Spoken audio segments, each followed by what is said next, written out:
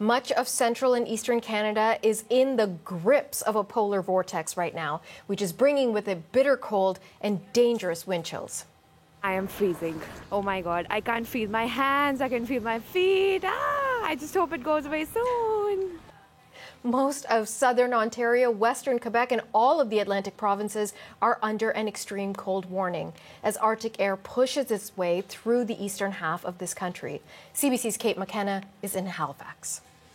It's this wind. This wind is a killer. With the wind chill, people were feeling temperatures of about minus 43 this morning. So that is a historic cold, we're told. It's unlike anything Halifax has seen before. And I can tell you it's certainly unlike anything I have seen before. We've been out here all morning and it is quite chilly. One thing that we noticed this morning, we tried to take the car out to go into town and the car wouldn't start. So we have to imagine that situation is replicating itself across the Maritimes. We're also hearing about a lot of other things like frozen pipes, like people having trouble getting around, and it is quite unpleasant out here. And for a lot of people, it's pretty unpleasant even inside because we're hearing about all of these power outages right across Nova Scotia. What's the latest on that?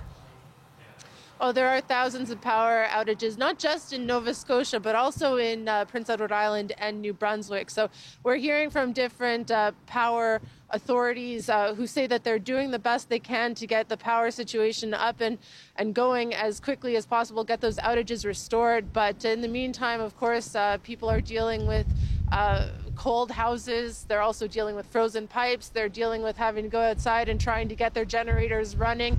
Not very pleasant to be out here if you can at all possibly avoid it. So that's something we're tracking closely, of course. But the main thing, Natasha, is that authorities are saying if you can possibly stay inside, you could, because even though the temperatures are rising a little bit, it's still pretty painful out here.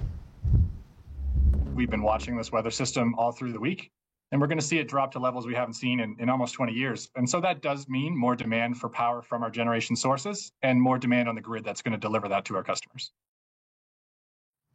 And we are also hearing on Prince Edward Island a historic amount of power has been used. So people trying to stay inside, trying to stay warm. But of course, that also has an effect on the power grid. Kate McKenna reporting from Halifax.